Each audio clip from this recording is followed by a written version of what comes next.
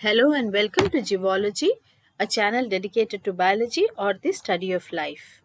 We all know CBSE has released the sample question papers and answers for 2024-25, and in this video we are going to dive right into it. We will not only solve the questions but also break down the logic, strategies and reasons behind each answer. Stick with me till the end to make sure you're fully prepared and confident for the exams. We stopped at question 29 in the last video. In this video, we will start with question 30 from section C. Part A. In a family of 4 individuals, the father possessed long ears and the mother possessed short ears. If the parents had pure dominant and recessive traits respectively, and if one individual is married to an unrelated individual of the same genotype, then calculate the ratio of genetic makeup of F2 generation. Show a suitable cross. Point B. If father had short ears and mother had long ears and both parents are homozygous for the allelic pair of genes, explain what effect it will have on the ratio of the genetic makeup in F2 generation if F1 individual is married to an unrelated individual of the same genotype. Let's look at answering it. In the first scenario, the father has long ears, which is a dominant trait represented by capital L, and the mother has short ears, which is a recessive trait represented by small l. The father is homozygous dominant, that is capital L, and mother is homozygous recessive, small l. When they have offsprings in F1 generation, the offspring will inherit one allele from each parent, resulting in all F1 individuals being heterozygous capital L, showing the dominant trait of long ears. Now, if an F1 individual capital L marries another F1 individual capital L, the possible genetic combinations in F2 generation will be capital L homozygous dominant, long ears, capital L heterozygous, long ears, small l homozygous recessive with short ears. The genetic ratio of F2 generation will be 1 capital L is to 2 capital L is to 1 small l. In part B, that is in the second scenario, if the father has short ears, homozygous recessive small l, and mother has long ears, homozygous dominant capital L, the F1 offsprings will be all capital L, heterozygous, and will show long ears due to dominant allele. When two F1 individuals capital L cross with capital L mate, the genetic makeup of F2 generation will follow the same pattern as described in part A. So the F2 generation will still have the genetic ratio of 1 capital L is to 2 capital L is to 1 small l.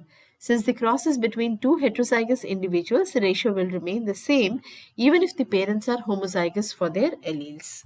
Question 35. It is a 5 marks question where we can attempt either option A or B. A.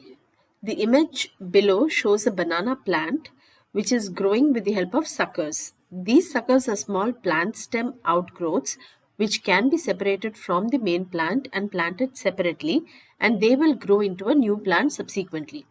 For visually impaired, it is exactly the same question without the image. So it has 4 subparts. Subpart 1. Give the name and type of reproduction that is shown in the image above.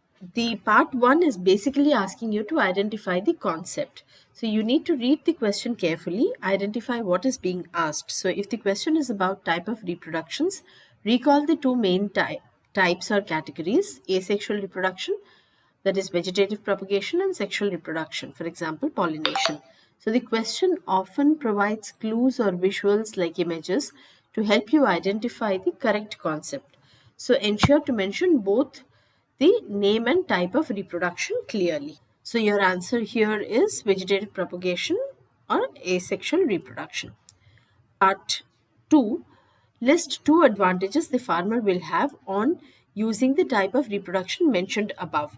So here you need to focus mainly on Key benefits like time efficiency, genetic consistency, and reduced dependency on external factors.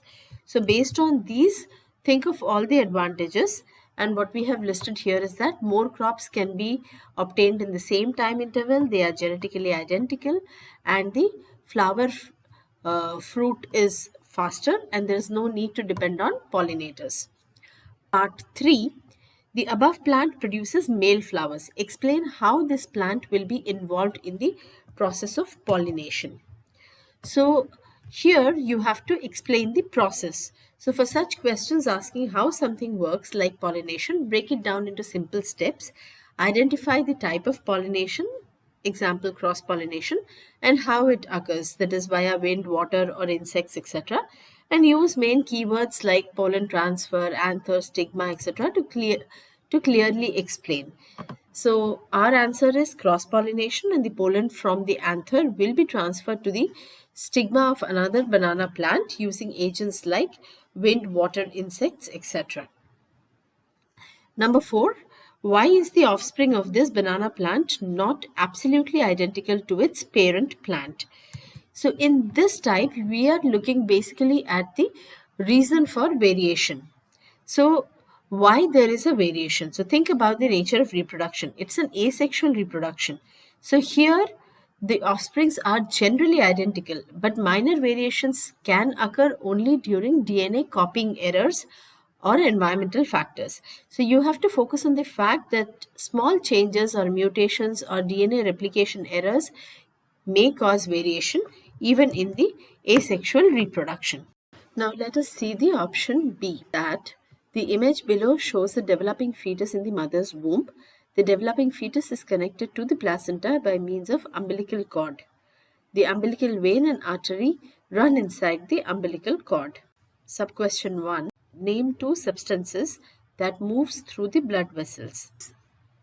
Think about what substances need to be transported to the cells. It's generally oxygen and glucose for energy production. And what waste product needs to be removed? Carbon dioxide and urea. So these are the key substances that move through the blood vessels. Question subpart 2. If the placenta has less villi, how will it affect the baby's growth?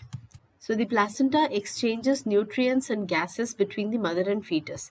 Fewer villi means lesser surface area for this exchange, which limits the amount of oxygen and glucose passed to the baby, slowing down its growth. Part 3. Name the region where the embryo develops inside the female body. Explain how this region is adapted for nourishing the baby. So uterus is where the embryo grows. It's adapted to nourish the baby because it has thick, rich blood supply, which provides nutrients and oxygen while removing the waste. Part 4. Some of the fetal cells fall off in the amniotic fluid and can be collected by careful procedure. Cells were screened and found to contain XY chromosomes. It still has further subparts. Part A. What is the sex of the fetus? Part B. How is this prenatal sex determination misused? So the chromosomes determine the sex of the fetus. XX is for female and XY is for male. So in this case, XY denotes that it is a male fetus. The misuse happens when people use sex determination to selectively abort female fetuses, leading to gender discrimination and female feticide. Question 38 is from section E, and it's a case-based question for 4 marks. So we have to attempt either part A or B, which is for 2 marks, and then part C and D, which is for 1 mark each. Mohan and Rohit observed that shoots of a plant growing in shade bend towards the sunlight, whereas leaves of touch-me-not plant fold and droop soon after touching. They were curious to know how these movements occur in plants. In order to help them understand the movements in plants, answer the following questions. So we have to attempt either the subpart A or B.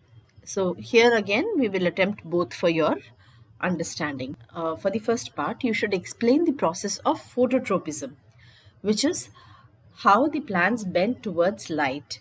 And here's what to include. You have to talk about bending as a growth response. So start by stating that bending of the plant shoots is a growth response to light, which involves directional movement of the plant uh, part towards the light source. Point number 2, you have to talk about the role of auxin. So explain that when the plants detect light, a hormone called auxin is produced at the shoot tip. This hormone helps the plant cells to elongate, contributing to the bending. 3, you have to talk about auxin distribution. So if the light is coming from one side, auxin moves to the shaded side of the shoot, that is away from the light. And fourth, you have to talk about effect of auxin on growth. So the higher concentration of auxin on the shaded side of the plant stimulates those cells to grow longer, causing the plant to bend towards the light source. So in summary, you should describe how the hormone auxin causes the plant to bend towards light and how this process involves the movement and concentration of auxin. Now part B. What causes folding of leaves in touch-me-not plant as shown in figure B? To answer this question, you should focus on explaining how the touch-me-not plant responds to touch. And here's what you should include. Number 1, the type of movement. So start by mentioning that the leaves of touch-me-not plant show growth-independent movement in response to touch. This means that the movement happens without the plant growing in that particular direction. Point number 2, we have to talk about signal transmission. So next you need to explain that the plant uses electrical and chemical signals to carry information from one part of the plant to another. This helps the plant cells know what to do when touched. Point 3, you have to talk about location of movement. So clarify that the movement does not happen at the exact point of contact but instead occurs at different part of the plant. And 4, you have to talk about the cell shape change. So finally, you have to describe how the plant cells change their shape by adjusting the amount of water inside them. This causes the cells to either swell or shrink, which leads to the visible movement of the leaves. So by mentioning all these 4 key points clearly, you should be able to explain the response of touch-me-not plant in a comprehensive and organized way. Part C.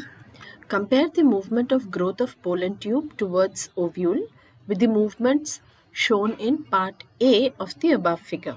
So here, the growth of the pollen tube towards ovule is an example of chemotropism, where the pollen tube grows in response to chemical signals released by the ovule. In contrast, the bending of shoots towards sunlight is an example of phototropism, where the plant grows in response to light. Both are directional growth responses, but one is triggered by chemicals and the other by light. Then part D, compare the movement shown in figure B with the movement of the body parts in the animals. So both plants and animals use electrical and chemical signals to transmit information, but animals have specialized nerve cells for faster communication, while plants lack such specialized cells. There's another point here. In animals, muscle cells change shape due to proteins like actin myosin, while in plants, the changes in the cell shape occurs by adjusting water pressure within the cells. So you have to mention both of these 2 points, one about the presence and absence of nerve cells and the other about how the cell shape changes. Only then you get your full 1 mark. So half marks for each of these 2 points. I hope this series has helped you understand how to attempt these different types of questions during your board exams. I wish you all the very best. Please do keep watching the other videos in the channel for getting more clarity on concepts. Subscribe, like and share.